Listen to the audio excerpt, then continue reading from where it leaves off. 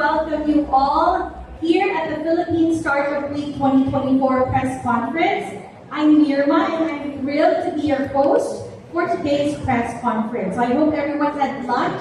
We had a very good lunch this afternoon. So this week, we celebrate the vibrant and thriving local startup ecosystem.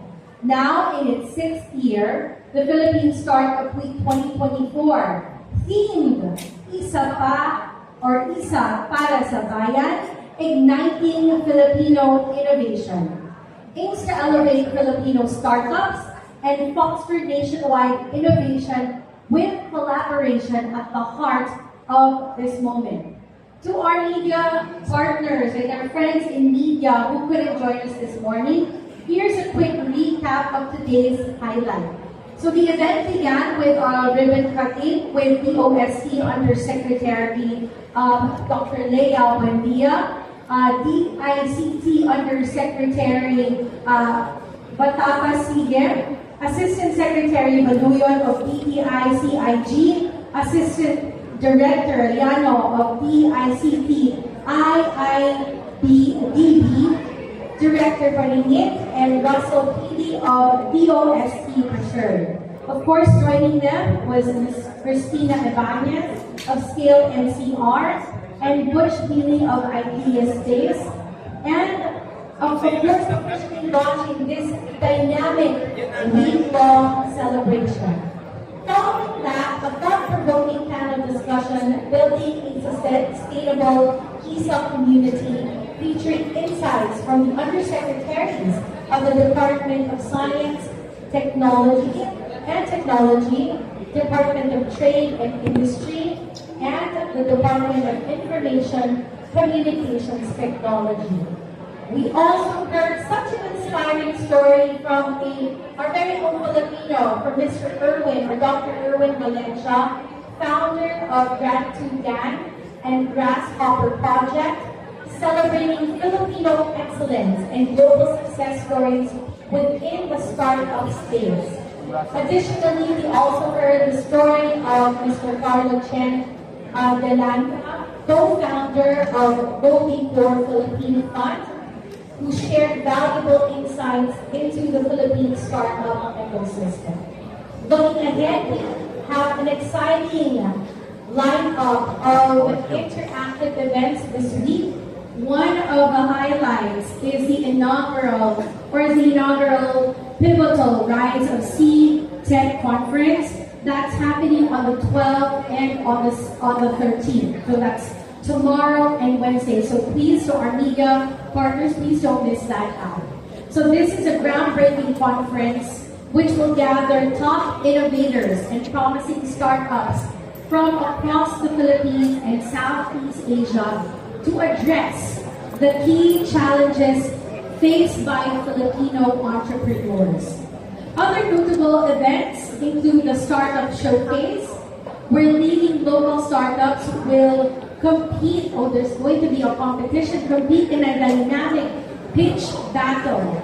It's called the Startup Pinay X Founder Conference, providing a platform for Philippine female innovators and entrepreneurs to share their stories and insights. Again, the title of the competition is Startup Pinay X Founder. So, and then we have the Green Innovation Nation, a session dedicated to sustainable business practices and the future of eco-conscious entrepreneurship. So a lot of discussions in store for the next 2 days. So again, we are excited to see everyone's active participation at these events. Again, this is open to the public, so let everybody know what's going on. And then this will also help shape the future of the Philippine startup ecosystem. For today's press conference, we are honored to be joined by the Executive Director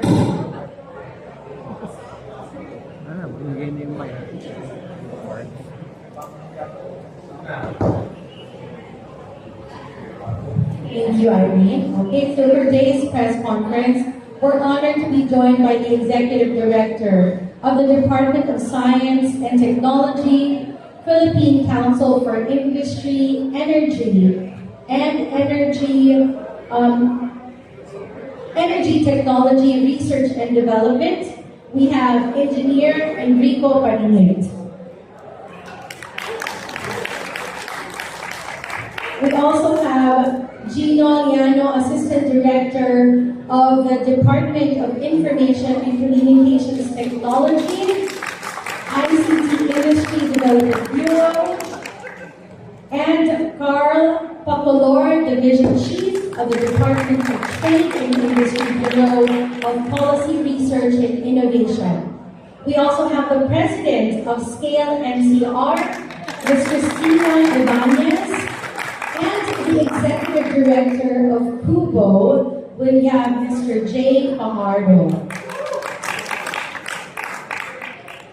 So they will be answering your questions, but before we proceed, we would like to express our thanks and gratitude to our friends from the media. So we have our friends from Business World. Kindly just raise your hand. Esquire Philippines, Global Daily Mirror, The Daily Tribune, The New Channel, GMA News, Net25, Tech in Asia, The Philippine Star, and Billionario News Channel. Did I miss anyone?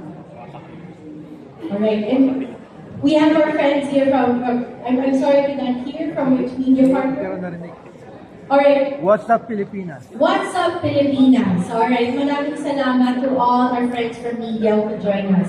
I would like to also extend our heartfelt gratitude to the organizers, partners, and the entire Philippine Startup Week team for their tireless dedication for making today's event possible. And of course, thank you to our venue partner, Blue Leaf Pavilion, for providing us this wonderful venue.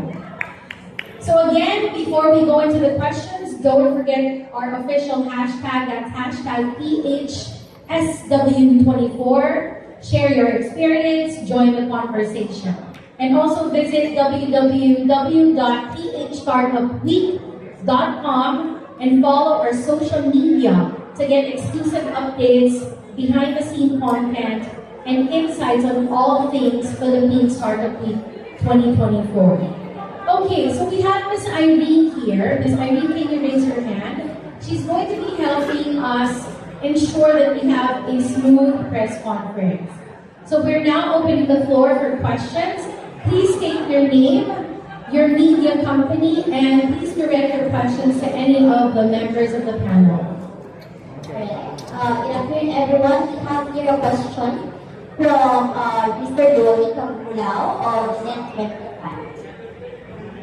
Hi, good afternoon, everyone. Good afternoon. My question is for Sir Carl. Sir, with the board emphasis on sustainable practices, could you share how Philippine Startup Week 2024 is designed to champion sustainability within the local startup community? And what specific initiatives or sessions will encourage our startups to integrate sustainable approaches into their business models? Thanks.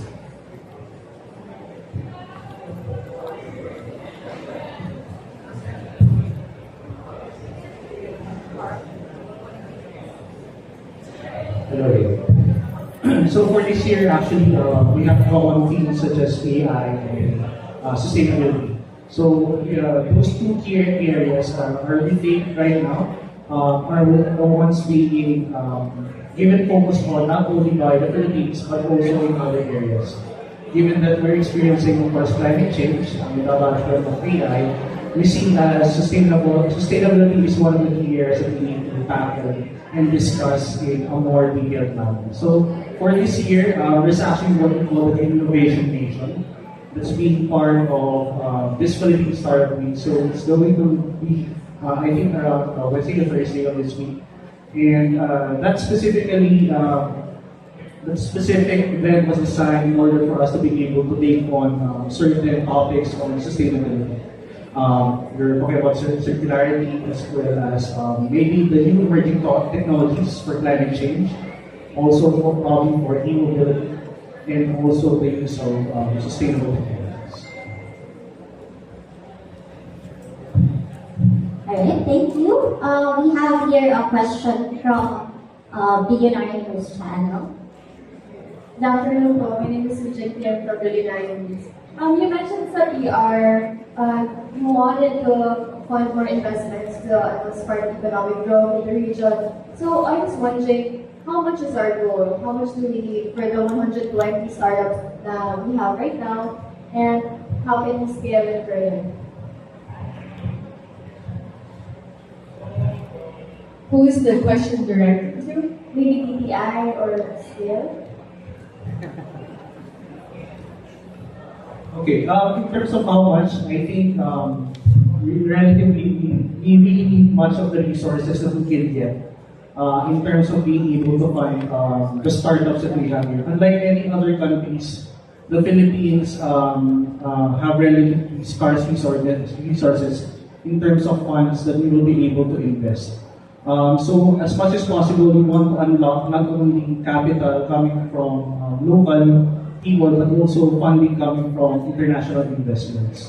So by how much? I think at the very least, we're looking at maybe more than $1 billion coming into the Philippines just to be able to actually support some of the technologies being developed in-house and of course, those coming from the universities and those being developed by our future technopreneurs and enthusiasts.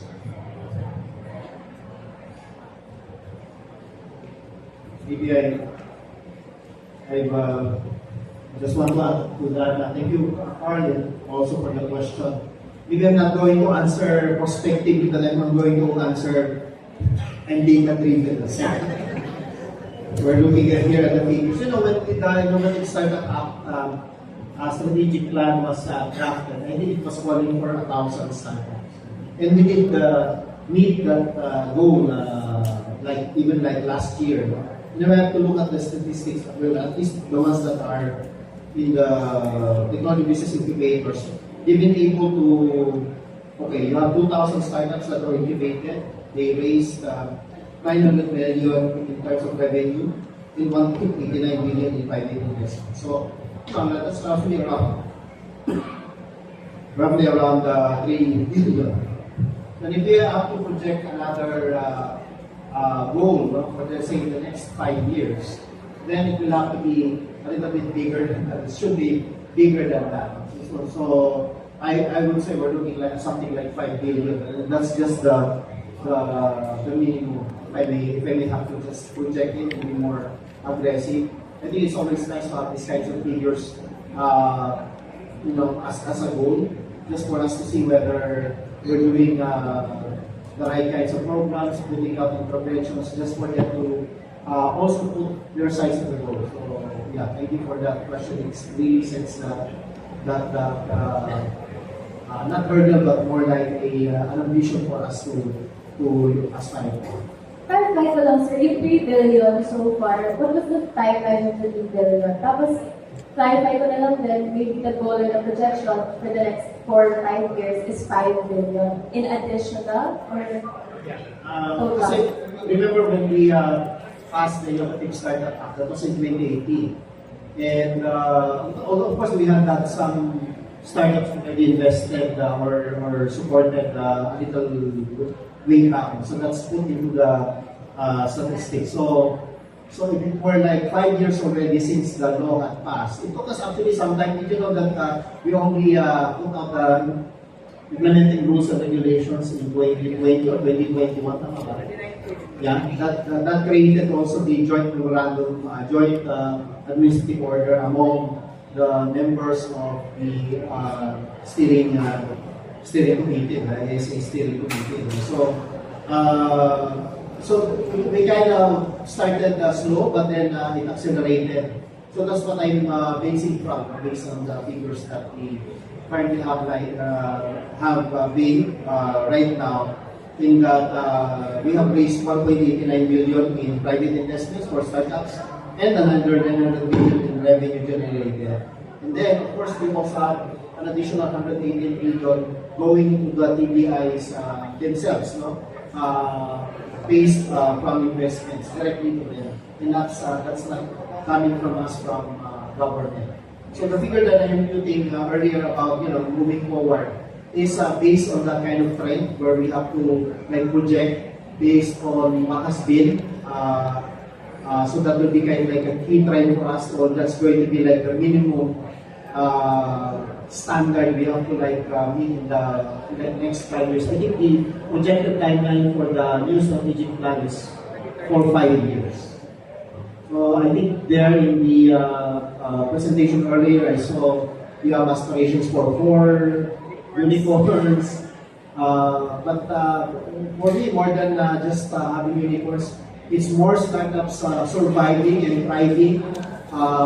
In other countries, actually, they look at the longevity as well as the number of jobs that were generated from the startups. So it's more important than having freak winners in the startup. So that's what we're looking for essentially. Thank you. Thank you po. For the ICT, sorry, last question. For the ICT po, ano po yung sinasabi ng mga startups natin na kailangan nila in terms of digital infrastructure? And what do we need in order to reconcile or meet the gap? And how much? In terms of digital infrastructure, I think one thing that's really important to look into is still the connectivity of the country. But we're very happy to report, that with our national broadband plan, there's going to be an improved connectivity for the entire nation. This is on public data. You can search this on the internet. The phase 1 of this particular program has recently been launched. So there's an internet line coming from the United States directly being connected to Luzon. Is now operational. So that is something that we look forward to, that will enable the connectivity to be improved throughout the rest of the country. Number 2, in terms of our focus in improving the skills for our startups, is also important. Much of our efforts now in the ICT are not only focused in the metro area, rather we're looking at the countryside development, because talent is also available in the countryside. And it's very important to recognize and give priority as well to our startups coming from the countryside, because most often than not, they would have that particular niche in terms of the solutions that they are creating for the society and for the community. And I think this is really important as to we put premium to how we will help our startups, not just in the metro area, but also in the countryside as well. And this is primarily manifested in terms of the submissions for our startup challenge. It actually increased by a great amount. I think almost doubled from last year's submission, and this is all primarily due to the intensified promotion that countryside development can also be a key in really improving the startup industry in the country. In terms of how much, it's very, how do I say, it might be a little bit problematic to give an exact value, but putting premium on all of the efforts could actually be a concrete manifestation on how we can really improve what is needed by the industry, by our startup industry, as well as what is the support being given by the government. Thank you so much. We have here another question from Global Daily Mirror, Ms. Irene. Hi, good afternoon. I would like to direct my question to Puno. As an organization that works with a lot of startups, may we know what are the industries most represented in the startups you have worked with, and what are the most common problems that they face? Thanks for the question. So far, what we've seen in our sphere are a lot of fintech startups have emerged from the ecosystem. And as you know, we've been around for quite a while, and that's the typical vertical that we see. Just because of the nature of our market, the nature of the high volume of financial traffic coming in and out of the country from all of the workers. So fintech is something that we've seen emerge very strong, very with a high velocity. However, in the last maybe 12, 18 months, we've seen that this verticals diversify already to include sustainability businesses, and of course, recently AI startup. And that's something we want to, it's the future. I think the startups that are supposed to come out in the Philippines now should go beyond the typical lifestyle startups, e-commerce, travel. It's all been tried. AI, everybody's scrambling for AI now, especially in the Southeast Asian region. Thank you, Jay. We have a question from GMA News Fund. Good afternoon, sirs. This my question po is for UST, DIC, and BPI. So, sir, I would like, kanina po you have mentioned you have target investments for our startup, and it's a worth billions po. So, what po so far yung ginagawa natin taktak from the government side for us to encourage more investments dito sa Philippines? Like, ano ba yung mga achievements na po natin and innovations para sa improvement ng ating startups in the market?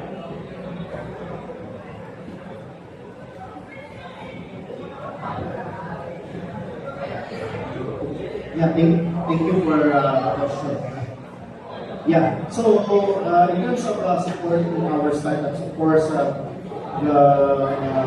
Department of Science and Technology has steadfastly supported initiatives to support startups and ecosystems that they should be thriving in. And this includes, of course, supporting the leaders in the startup community. Of course, the banner program of the Department for Startups is the Startup Grant Fund, as mandated by the Startup Act, Department 11337.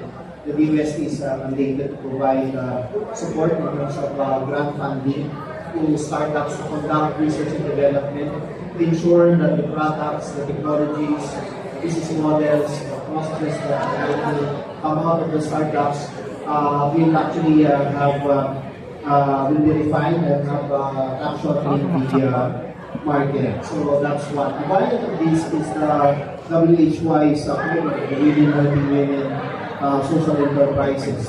So for the innovative startup app, we've already invested 367.7 million in support for 96 startups. And just to report, there were 3,560 jobs created, 11,537 subscribed signatures for these startups. And they were able to acquire 2,537 patents. So if you now talk about the return of investment, it says here that we have, these 96 startups that we supported have actually raised 290 million in investments and 843 million in revenue created. For the WHY's recipients, there were 24 women social enterprises that were funded for funding 180 million, and they were able to support 227 communities, which is actually part of the social enterprise component of this kinds of startups. They were able to raise 22.6 million revenue with another 22.8 million investments. We also supported the community or the ecosystem that enable these startups to thrive, and that includes, of course, our technology business incubator program. So there are now 59 PBIs that we have supported, including 0.7, so that's like 76 months. And then if you add the agricultural technology business incubators of our sister councils at UST, TICARD, that's already 84. And then we were advised also by our Philippine Council for Health and Safety Development that they are supporting 12 health innovation apps. They call them TECHIS, so they provided another 50 million. And these TPIs have incubated 2,029 startups. I think I had already put out the figure earlier about over 2,000 startups, 6,980 jobs created, 1.89 billion in private investments, another 900 million in revenue generated, and 180 million in private investments. Of course, it's one thing to put up or establish these PBIs in universities or in the case of Nakubo, for example, we're doing it in their own, of course, with some support coming from us. It's another thing to also make them thrive as a group. So we also supported them for our consortium program for PBIs, and it's always nice to put them together so that they can put out also a very strong message to the startup community that indeed they are looking out for them. So this is called for us the SEED program, or the Regional Startup Enablers for Ecosystems Development. So we have this now consortium in every region, and they receive about 10 million each, a little less, 120 million total funding. So they have you have this multiplicative force resulting in more than 400 regional startup events. So that's more visibility, that's more opportunity for our startups to actually have a platform to promote and make business. And this has also resulted in 5 startups mentored, 21 private accelerators partnered, 58 startups onboarded, and 94 investors created. So those are mainly our value programs for startups, startup ecosystems, and the partnerships that are going on. Thank you. From the side of DICT, it's very interesting that all the 3 agencies that are present here are members of the steering committee. And from the formation, validation, until the growth stages of our startup industry, we are all supporting all of our startups. From the side of the ICT, our banner program is known as the Digital Startup Development Acceleration Program, or DSTAP. And in every stage of their development, we provide particular support. So the major program is subcategorized into smaller areas. So we have the skill or the startup community and local enhancement. In this particular area, we try to look at mapping the different startups as well as their activities and the different programs that will be needed by them to develop further. And then we have the RACE, or Raising Awareness and Inspiring the Startup Ecosystem, which is the base program to enhance the basic knowledge and the interest for the startup industry. And then they can enter also the Step Up, which is startup tailored empowerment and people-focused upskilling project. And here they are given the opportunity to really upskill their particular ideas. And under this program, they can join the Philippine Startup Challenge. And another part of the DSTA program is the Startup Grant Fund, which is very similar to DOST's SGF, which gives an equity-free amount to the startup to really allow them and help them in their products that they would like to develop. And the last major component of the DSTA program is the Startup Philippines website. This is a major repository of all the different startups. It basically is a one-stop shop for all startup-related ideas, information, even the things that they need to do for their particular startup to really flourish in the startup industry. And I think that's from the side of DICT. And last thing that I'd like to mention is that all of our programs are actually, you don't have to see a duplication in the programs that we're doing, because this is a step-by-step process that actually from after a stage coming from the OST, it's now taken on by DICT. And then on the entrepreneurial side, DTI will have to take on them, ensuring that they can really grow and prosper into the startup that we want them to be in the future. Okay, for DTI, thank you for the entrepreneurial part. So, at least for DTI, we primarily focus on being able to bring those startup ideas and those researches into the commercial stage. So we primarily focus our intervention in helping them scale up and grow. So in the growth stages, we have 5 particular programs that we are implementing. So first is the IDEA program, wherein it's called Incubation, Development, and Entrepreneurial Assistance. So we assist the startups at their earlier stages of their development in terms of enhancing their entrepreneurial capacity. The next one is advanced, is accelerating development, valuation, and corporate entrepreneurship.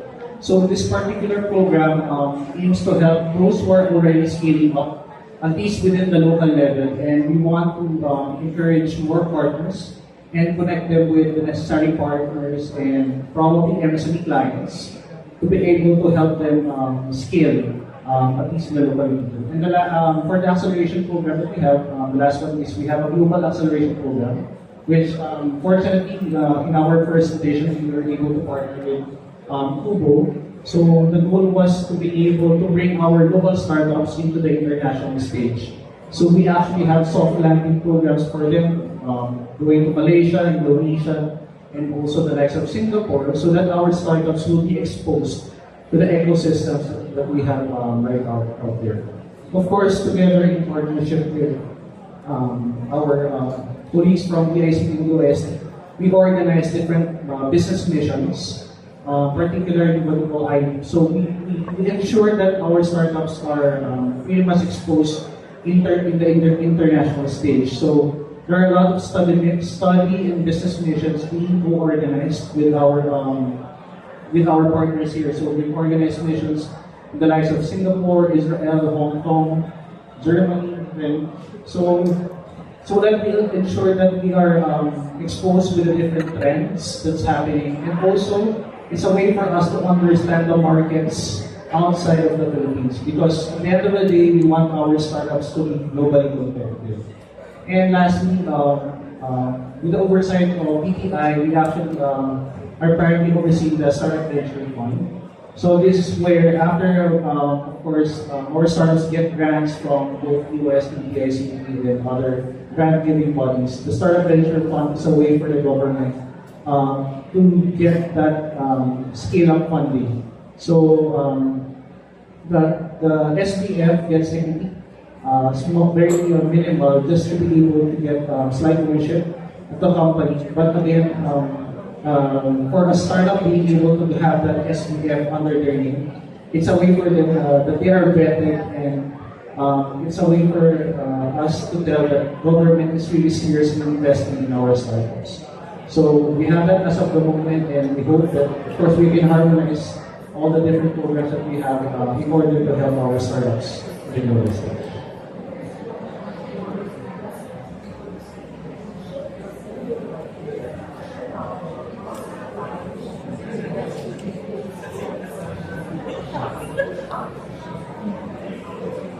Right, thank you so much to our directors for the insightful answers.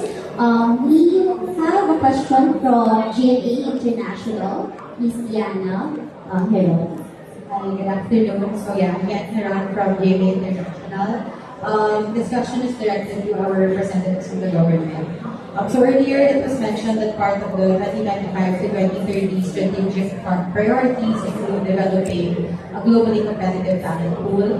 What are the specific initiatives that really help put Filipinos on the map in terms of the skills and their talent? Thank you.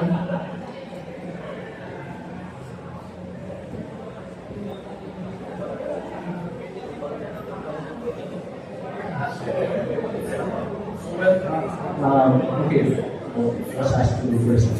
But in terms of scaling, there are other comprehensive programs actually beyond the ISD that's being implemented. But we're trying to integrate the likes of the Philippine Skills Framework, wherein we ensure that there's a unified framework that we can use to be able to have a pathway for our talents here in the Philippines and be able to keep up to speed with the talent requirements required outside. So the Philippine Skills Framework, I think we already have 11 different for various sectors across the Philippines. So that goes across from the creative industries up until to the realm of AI. So we also plan to develop certain skills framework, particularly on advanced manufacturing, wherein I think AMLEB is working on missing AMLEB, so that's working on that as well. So aside from that, relative to the programs that we are implementing, coming from courses of Start Challenge, the TBI program, and also what TBI does. There are different interventions in terms of enhancing the entrepreneurial capacity and also the technological capacity of our startups. From ideation up until they will be able to scale up. So at those different levels, different types of workshops and also lectures are being given out by our enablers. But we have, of course, you have for Skill NCR, the TBI network. They are the ones responsible from earlier stages, and then up until they go to the likes of Google or our private enablers who will help them in latter part of the stages of development.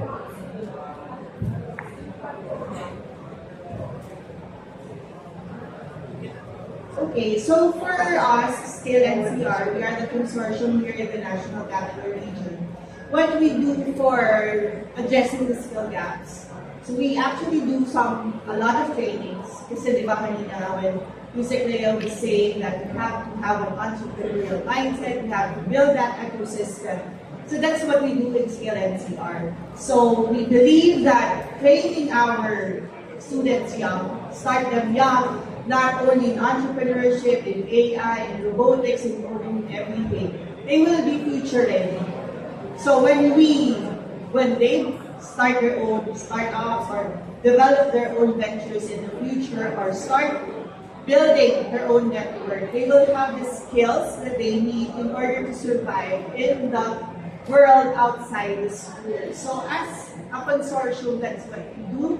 And since most of us are university days, we have this kind of big ocean of we have a lot of potential entrepreneurs that we could hold and that we could develop so that they will be ready.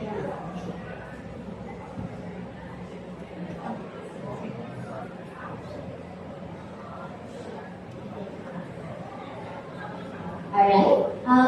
We'll entertain a question from Technical Asia, Mr. Miguel Perlo. Simple po, for this question. Skill NCR Skill NCR po aims to foster collaborations po. Can you share any specific examples of how this collaboration has benefited startup and the NCR startup ecosystem in the past few years? And it's all about how we get scalable project. So for Scale NCR, how do we embrace collaboration? That's your question, right? So having more than 20 members in the ecosystem, in the consortium, really we believe that collaboration is the key. So in every event, or in every activity, every program that we create, it's not only Katakubo, it's not only Miriam, but it's really Scale NCR. Because through that, we could share our own resources. So meaning of resources is not only physical resources, but also our own network. So we have the Mentors Network, our program creators, our experts. So that's what we do. The other question is,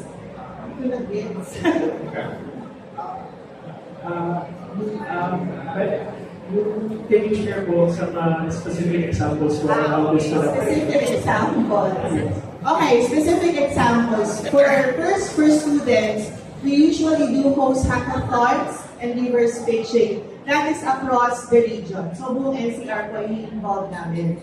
And everybody who's part of the implementers of the hackathons and reverse pitching are members of Scale NCR. So aside from pitching, before we do that, we actually do have a boot camp for the students. So that's how we encourage entrepreneurship and embracing technology. Another program that we have is what we call, it's under Startup Institute. So we have launched Startup Institute, the formal training arm of Scale NCR, wherein we train institutions who would like to set up their own incubators. So through that module, all the members of Scale NCR collaborate in providing training to institutions who would like to set up their own incubators. So far we have trained around 10 institutions already. We are targeting one local college per locality in NCR, so that's 17 in the next year. Sorry, Dr. Nalin, 17 for next year. So that's our goal, because we want every city to have an incubator that could host the development of the innovation in that locality. So yun lang yung naisip kong two very strong collaboration that we have under this PLN. Thank you, Ms. Christina. Now, we're close to the end of our Q&A segment. We will accommodate two more questions. May humabot. Alright, this question is from Ms. Almira Martinez, Business Bureau. Hi, good afternoon, everyone. This is for anyone who can answer it. With the increased interest of the Philippine government when it comes to tech innovation, I just want to know how would it impact other startup industries outside tech? Outside tech startups.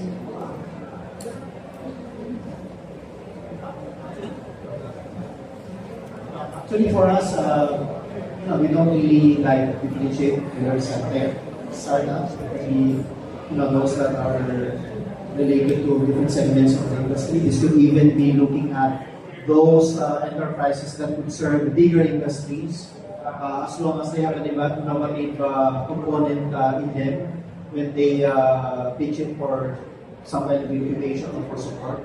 So I see it more of a complementation among the different fields, and in fact that's what we're encouraging. Because siguro where all of the government agencies are in front of you, telling you guys that we're actually working together, we are collaborating, and we're looking forward to meeting the startups as we determine their requirements. Siguro another benefit is that it's closely tied and integrated also with the programs like Skill in Series, one way for us to accelerate the pace by which we also sound out from the startups what they need so that we can better enhance also our services. Like for example, you're seeing now a wave of localization of startup support movements, QC startup, and even LGUs are now getting some attention. They recognize the need for the startups to be supported if they also have to thrive as a local government unit, and that's through infusing some of these innovations in their systems, in their processes, in their locality, so as to attract more investments. So this is the kind of environment that we would like to move into. It's developing more of the ecosystem so that the startups will easily find their way to get support, get help, get promoted, get investments. Sabi ko nga kanina, it's very taxing to actually remember the different acronyms for the programs that we have. The important thing is that you know us, approach each one of us, and we will tell you what programs will support the kind of thing that you want to do. If it's not within our respective agencies or departments, we refer you to another department that will probably give the best program that you need. So that's the kind of ecosystem that we want to do. Thank you. Okay, thank you. Follow up lang po.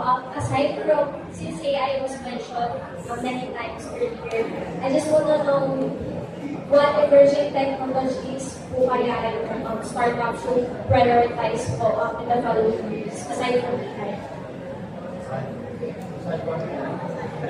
Well, baka inevitable na lahat yung pumunta sa AI. May pagka-AI component.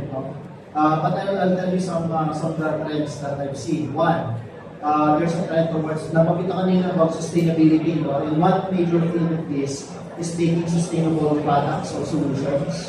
So kasama dito yung mga bioplastics, sustainability business models or practices, no? That could actually make it, no? In the past, parang hindi pa siya viable as a business, but now, because of the global movement towards decarbonization and digitalization, so that makes actually a good ingredient. So these two elements, no, a good ingredient for the future startups. So repeat ko lang, decarbonization, digitalization, and artificial intelligence will probably be the future directions of our startups. Anything na pwede mong lagyan ng pakainin ng data and make it a little bit more intelligent. Anything that's carbon neutral will make it because of global movements and only movements, also policies. No? For example, there's a very hard movement towards creating policies that will be harsher for fossil fuel-based products, but kinder to bio-based products. No? So those are the movements. And then siguro nagdagang ko pa, anything related to climate adaptation, and of course disaster risk reduction. As we've seen, this stream of typhoons are continuing to challenge our bearing systems, if I may say. And this will need a lot more attention if we have to provide more resilience, to not only the existing businesses but for those that are upcoming. So meron ka dapat startups that are focused on making startups, businesses, industries, government policy. So that's what I'm seeing. Siguro just to piggyback on what Director Panigin mentioned, IoT is also another very good trend which is very related to all of the things that are mentioned by Director Panigin on sustainability, on climate. There are a lot of LGUs that are actually looking at potential IoT-related solutions that can be relevant not only to the LGU level, but it's also something that can be elevated on the national perspective. So I think that's also another trend to look out for our startups to venture into IoT, because a lot of things right now are really within the internet. Let's be honest, a lot of us are guilty on this. Hindi na tayo mabubuhay ng walang internet. So, Internet of Things is really here to stay together with AI and all other components that you've heard this afternoon. Thank you. To complement all of those, I think some of the trends that we're looking at is also cybersecurity. So, with the advent of course data and the need to, of course, protect everyone's identity, I think one of the essential technologies that we need to look at is cybersecurity.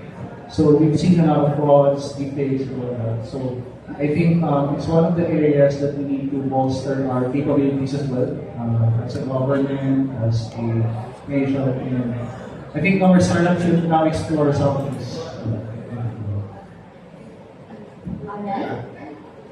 Hello. Quickly. The advent of AI cannot be understated. In fact, there are some industries that will be very important as we try to figure out what our AI agenda will be as a country. Because AI is very compute power hungry. So if you notice around over the last couple of weeks, everyone's scrambling to create data centers. The presentation of Carlo this morning, you saw countries focusing on compute power, so data centers. I know that Hong Kong is beefing up their supercomputing capability. Singapore as well, Indonesia as well, on a national scale, because AI requires this. Not just compute power, but also semiconductors, chip design, new chips, chip design that will compete with people like NVIDIA. So there's an opportunity for us to start exploring these verticals coming into the future. Unfortunately, data centers are also power hungry. And the Philippines is not exactly the cheapest place to tap energy.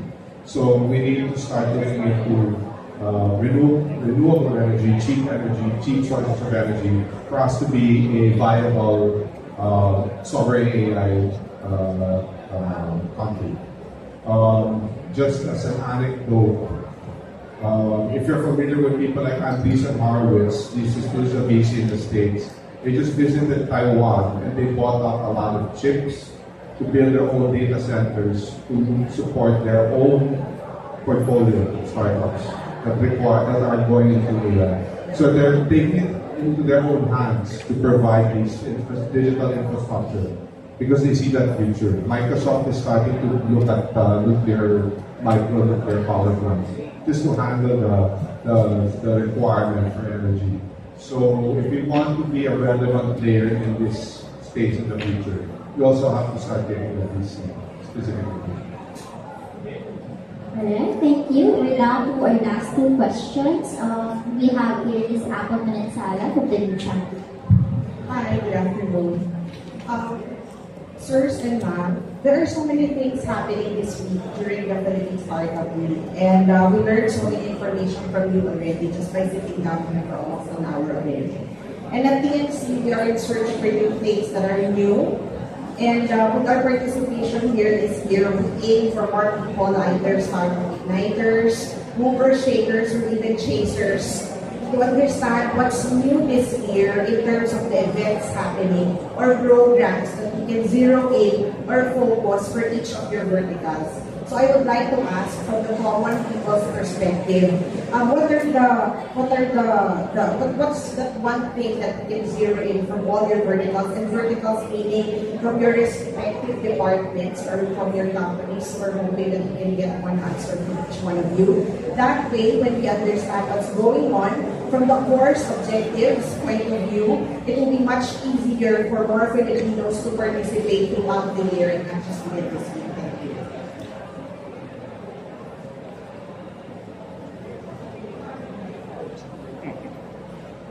Anyone from the panel?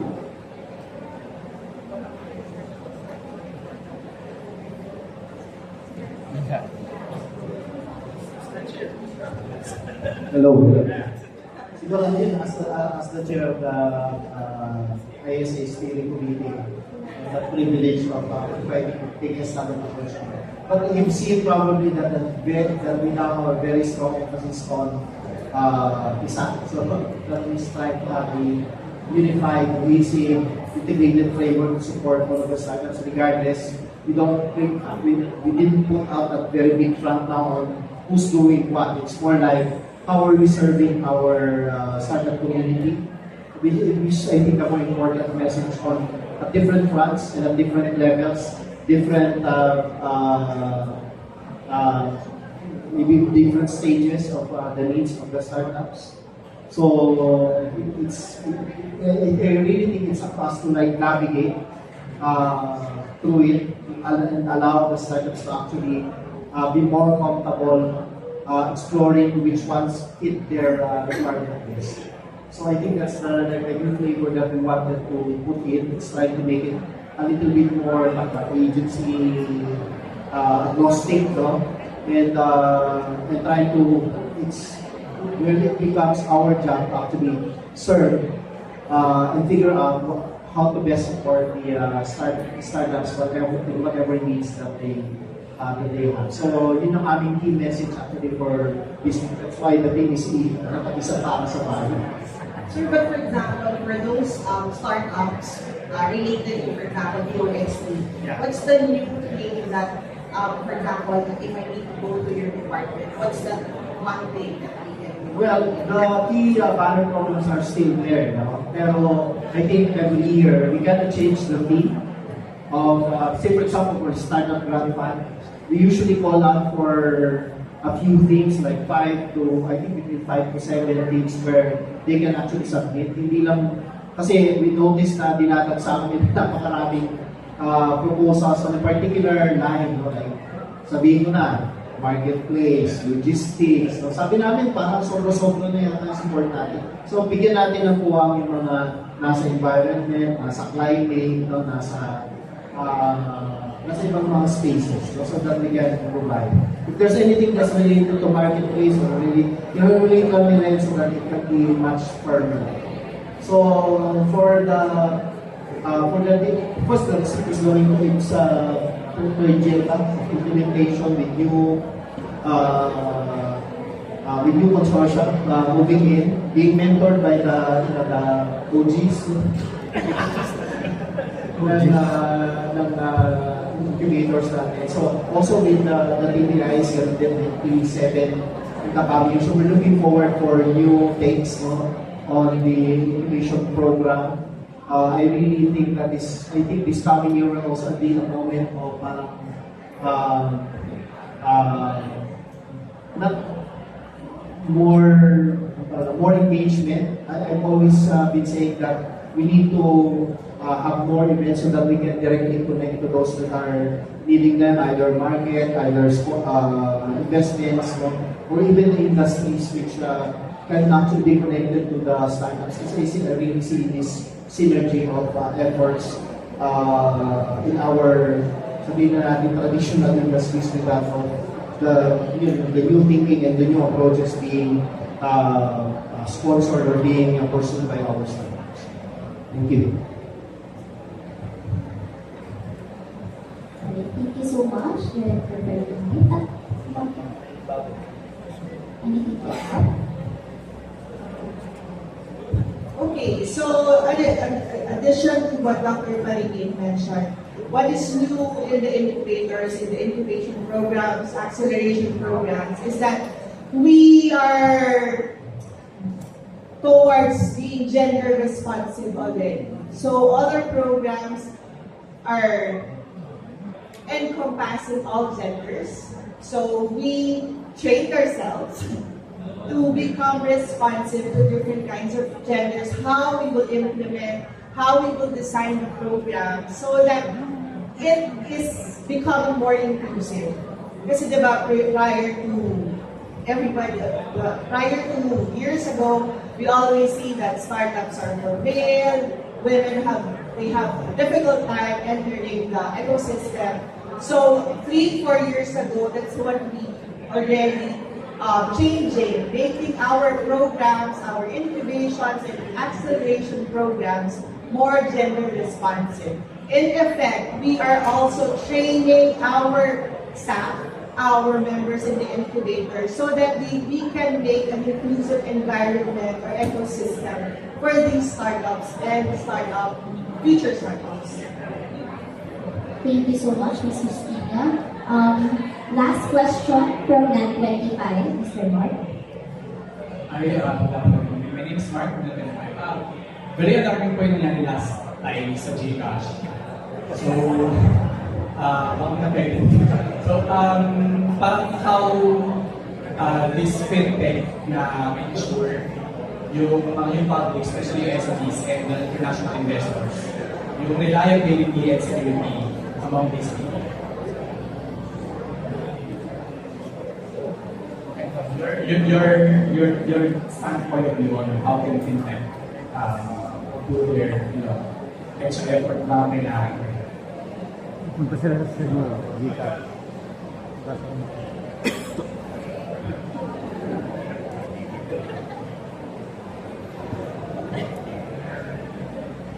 Ayun ako.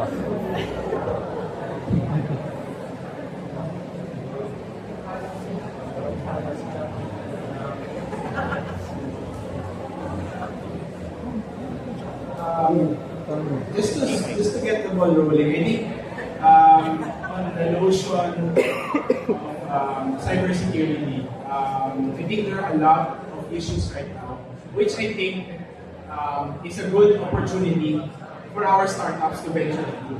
Because I think, I don't want to go into the details of what happened to Gcash, but I think it should be seen on the other way around. Rather than be scared of it, take it as an opportunity for our startups to be challenged. And given the resiliency and all of the positive things of Philippines, particularly, this can be an opportunity for us to turn things around and work it out for our advantage. Because if new and innovative ideas can actually come out from this particular case, then I think the Philippines can actually be seen as not just resilient, but something or someone that can actually convert negative things into something that is optimistic and positive for them. And I think that's a good way for the startups to look at this and not be afraid that problems like this, with the advent of technology, problems may arise, but try to look at it from the perspective that when you have problems, try to look for the solution and be the change. And try to go back to our team this year. We're all doing this for the country. So isa para sa bayan. And I think this is a good perspective for us to work together with all the three agencies present here, with the private sector, to use the word magic. I don't know if you said this and did mention this already, but magic is really important. We make the academic government industry collaborate. And that I think is something that can be seen out of this experience. Thank you so much. Yeah, I'm afraid that's all the time we have for our media Q&A. Thank you so much to our dear friends for your interesting questions and to our panelists for your insightful responses. I turn it over to you. Alright, thank you, Ms. Irene. At this point, we would like to thank once again, of course, let's give a big round of applause for the Executive Director of DOST Preferred, Mr. Enrico Panini, Division Chief of the DTI Bureau of Policy Research and Innovation, Mr. Carl Pacalor, the Assistant Director of ICT Industry Development Bureau, Mr. Gino Liano, the Executive Director of Cubo, Mr. Jay Fajardo, and last but not the least, the very beautiful President of Scale NCR, Ms. Christine Ebanes. If I could just have them join me here in front. Please join me here on stage for a group photo. So while they gather here in front for the group photo, we'd like to thank once again our media partners for being here. Thank you for gracing the event. This is just the first day. We have 2 more days and we still have the after at 4 o'clock. So make sure to stay and observe. If you'd like to ask more questions with our group of experts, they're going to be here the entire day. Get in touch with Ms. Irene if you'd like to touch with them. Alright, now, to wrap up our session, I'd like to invite the President of Scale NCR to give her closing remarks for no more. Bukas na, okay. Bukas na daw. Alright, so wala na closing remarks sa ating press conference, but of course, feel free. We have booths. I want you guys to...